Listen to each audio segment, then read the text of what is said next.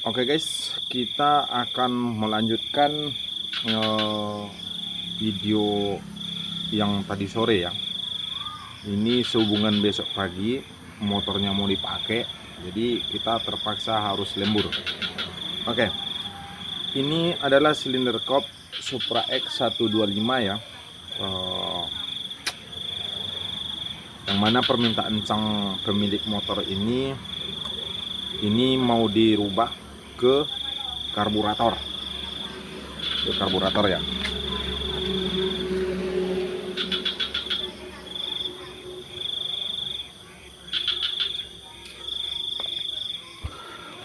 Yang mana motor ini aslinya bawaan pabriknya ini adalah injeksi ya. Yang mana ini throttle body, terus intake manifoldnya, dan sekarang kita harus merubahnya menggunakan intake manifold kepunyaan Karisma ya, Terus ini adalah karburatornya yang kita gunakan dari produk NPP ya. Ini karburatornya.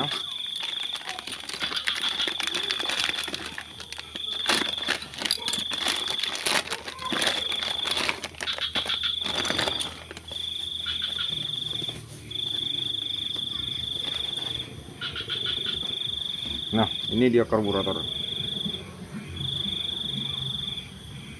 Sebelum kita lakukan pemasangan, jadi kita nanti harus kita pasangkan manifold dulu ke silinder head. Nah, posisi persis seperti itu nanti ya. Oke. Jadi untuk pemasangan silinder head ini, karena cangkangan bautnya terlalu lebar, jadi kita harus membuat lubang drat baut di sini ya. Dan kita udah menyediakan ini alat-alatnya, itu hand tap, senai, ada juga udah kita sediakan bor ya, terus mata bornya juga, semuanya alatnya udah kita sediakan. Terus ini adalah data-data dari motor Supra 125 karburator ya. Ini yang mana diameter magnetnya, terus pick up coil panjang pick up coilnya, terus posisi topnya ya, terus diameternya magnet, terus jarak titik pulsernya ke pick up coilnya kita udah ukur semuanya. Nah, sekarang kita lanjutkan untuk melakukan pengeboran di bagian silinder head agar intake manifold bisa terpasang dengan baik dan sempurna ya guys. Ada 3 cara, 3 metode yang bisa dilakukan untuk memposisikan lubang ini supaya sama ininya ya, supaya betul-betul bisa pas. Cara pertama itu adalah dengan cara kita masukkan sejenis kertas ya di sini, sejenis kertas ataupun hal benda-benda lain yang bisa nanti untuk memposisikan lubang baut di silinder head seperti ini. Ini adalah cara kuno ya, cara kuno. Nah, masukkan ke sini, ini dipendekkan lagi nanti ya, lantas ditandain menggunakan spidol, masukin lubang ini ya. Oke, itu cara-cara lama udah tak terpakai lagi ya.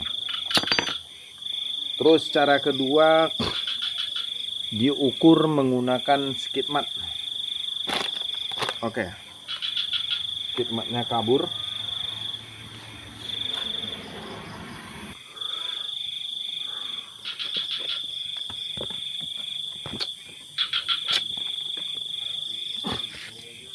Cara yang keduanya, kita dengan cara mengukur intake manifold, jarak antara lubang ini dengan diameter dalamnya. Nah, kita posisikan di lubang baut yang bagian tengah. Nah, seperti itu kira-kira ya guys. Lantas kita garis, ya kan, kiri kanan. Akan tetapi cara itu masih diragukan dikarenakan hubungan intake manifold ini yang KW, jadi tingkat kepresisiannya itu dipertanyakan. Nah, ada cara yang lebih praktis dengan cara menggunakan perpak, yang mana ini adalah perpak dari produk made in lokal ya, tapi menurut saya ini perpaknya sangat bagus. Di dalamnya ada lapisan seng ya, seperti perpak original. Nah, pertama kita tempelkan di sini. Kita lihat apa betul-betul pas atau tidak. Nah, seperti itu, lubangnya pas banget ya. Kita perhatikan kiri kanan. Nah, kita tempelkan juga di intake manifoldnya. Berarti kalau perpak ini udah pas di sini, tinggal kita tempelkan di sini untuk mencari di mana lubang baut yang harus kita buat. Oke. Nah, posisikan lubang perpak dengan lubang inlet port ya, inlet port, lubang pemasukan. Nah, kita tempelkan seperti itu. Lantas kita kasih tanda menggunakan spidol. Ini cara praktis dan kepresisiannya boleh diuji. Oke, seperti itu ya guys. Seperti itu. Nah, kalau udah ditemukan titiknya, tinggal kita cari pahat runcing. Oke, udah pas ya, udah pas. Kita kasih pahat runcing, lantas kita bor.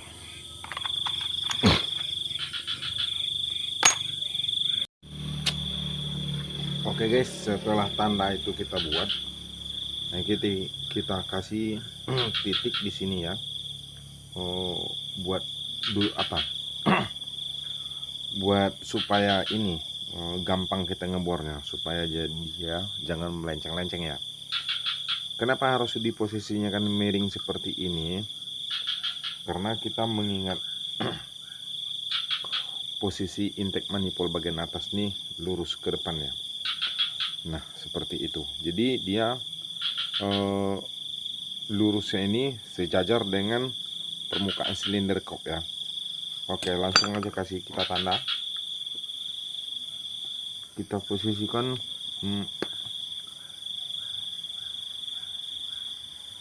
pahat runcing, ataupun orang bilang battle ya. Ini buat tanda supaya kita gampang buat ngebornya ya guys. Kasih tanda di tengahnya.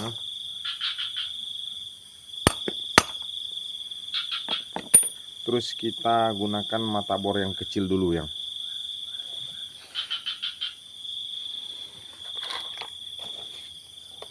Kita gunakan mata bor ukuran 2 mili ataupun 3 mili ya.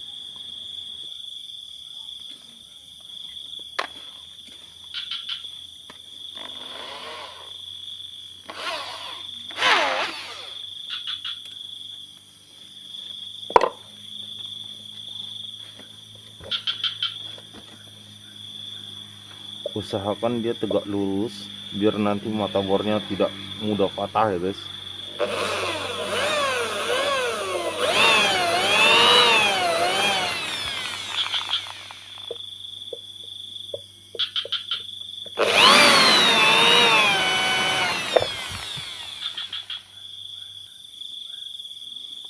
Udah kita lakukan pengeboran sedalam 2 mili ya. Jadi untuk mengecek lurus atau tidaknya lubang bor itu dengan cara kita pasangkan baut panjang di sini pada lubang aslinya.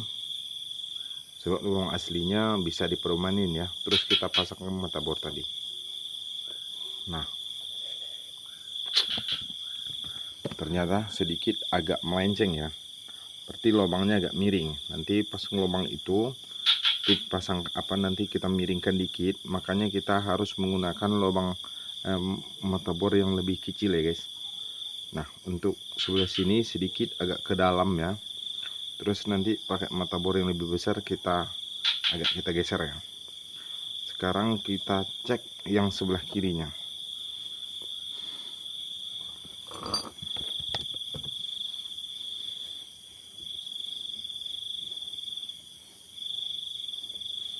Terus cabut mata bornya, kita pasangkan di sini. Ternyata yang satu ini lurus ya guys, tuh lurus. Terus kita cek dari arah sebelah sini. Oke guys, nah kita cek dari situ juga agak sedikit miring ya. Nanti kita betulkan pakai mata bor yang lebih besar. Oke guys. Oke guys, supaya lubangnya supaya presisi ya, kita pasangkan baut di lubang aslinya itu. Terus yang satu ini kan udah lurus nih, udah lurus. Terus kita tusuk sama bor yang lebih panjang di atas ataupun lebih besar. Nanti ini baut ini pedoman ya guys ya.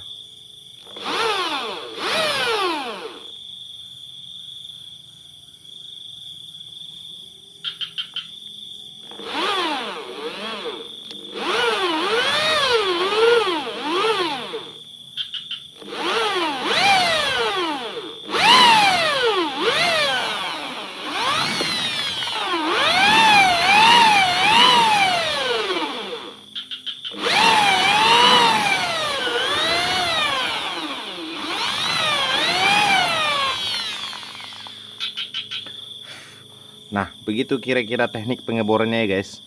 Nah, kedalamannya 2 cm. Terus ini buat mata bor yang pertama tadi udah kita kasih tanda ya. Ini kedalamannya 20 mili ataupun 2 cm ya guys. Oke.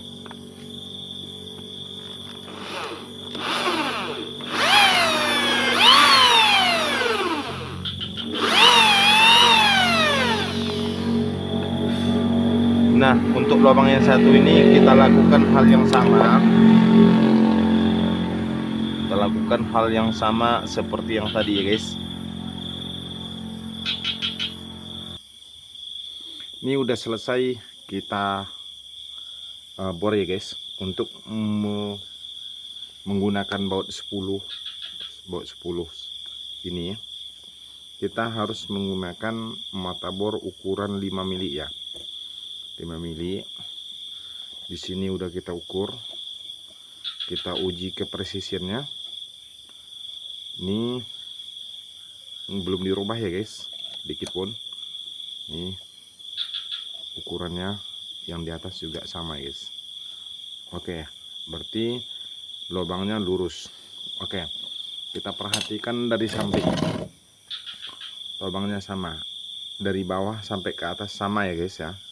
Nah, jadi beginilah teknik kami untuk mengukur kepresisian baut lurus atau tidaknya menggunakan bor seperti ini ya, bor pistol ya.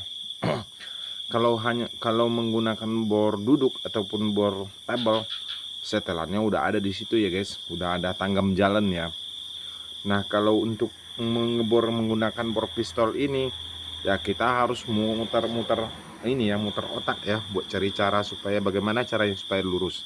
Nah, beginilah cara kami di sini ya guys. Oke, sekarang kita akan lakukan pengedratan. Kasih drat dengan ukuran drat ini M berapa ya? M baut 10. Ukuran dratnya seperti ini. Ini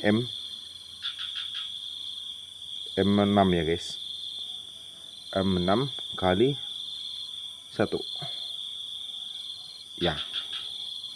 Jadi kita drat dulu semuanya, nanti baru kita pasangkan. Oh ya, sebelum ngedrat itu, jadi sudut tajamnya itu harus kita buang dulu menggunakan mata bor yang lebih besar ya, supaya nanti ini tidak ada terjadi serpihan sudut-sudut ini. Begitu kita drat otomatis sudutnya ngangkat. Jadi lebih baik kita lakukan pengeboran dulu, cukup menggunakan tangan untuk membunuh sudutnya ya, menghilangkan sudut-sudut yang tajam itu.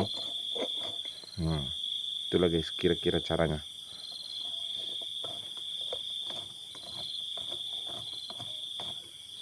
Oke, setelah itu kita drat ya. Untuk selanjutnya langsung saja kita lakukan pengedratannya ya. Dia yang sedikit agak runcing, kita lakukan pengedratan.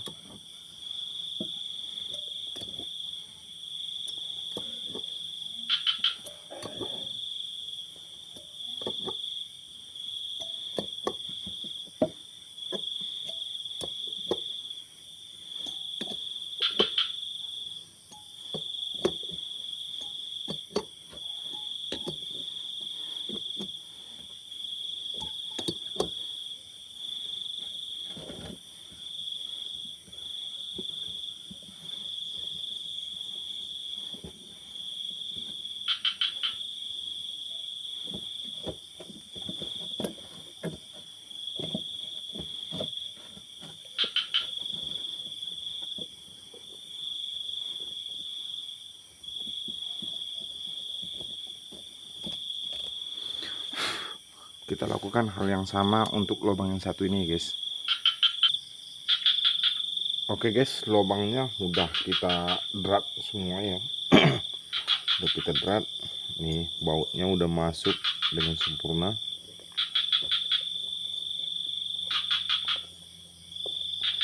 Satu ini juga sama ya. Oke. Nah sekarang langsung saja kita pasangkan perpaknya ya guys. Nah seperti ini, kita ngambil lubang pedoman lubangnya itu dari perpak ini tadi ya, udah posisinya di tengah. Langsung saja kita pasangkan intake manifold ya.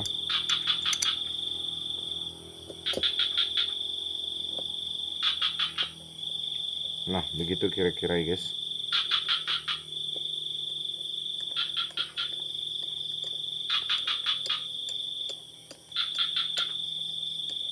Oke, nah gitulah caranya.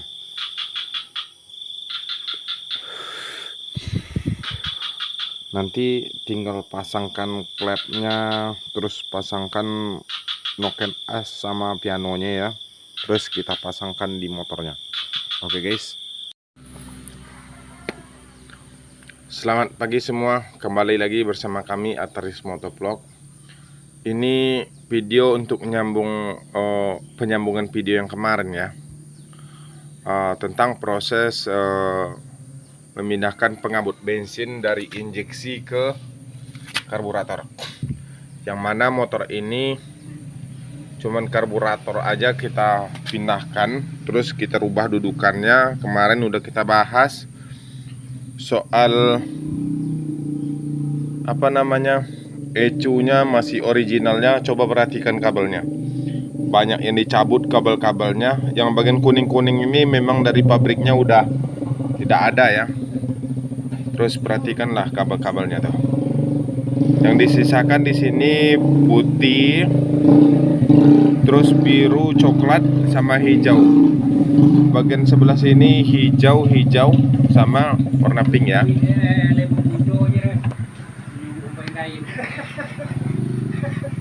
Oke guys, sekian dulu ya. Nah, terus semuanya masih ori.